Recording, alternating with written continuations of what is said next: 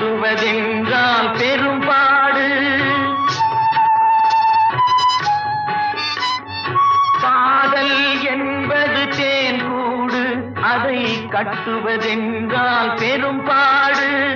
காலம் நினைத்தால் கை கூடும், அது கனவாய் போனால் மனம் வாடும். உள்ளத்தின் கதவுகள் கண்களடா, இங்கே உறவுக்கு காரணம் பெண்களடா. உள்ளத்தை ஒருத்திக்கு கொடுத்து விடு, அந்த ஒருத்தியை உயிராய் மடித்து விடு. உள்ளத்தின் கதவுகள் கண்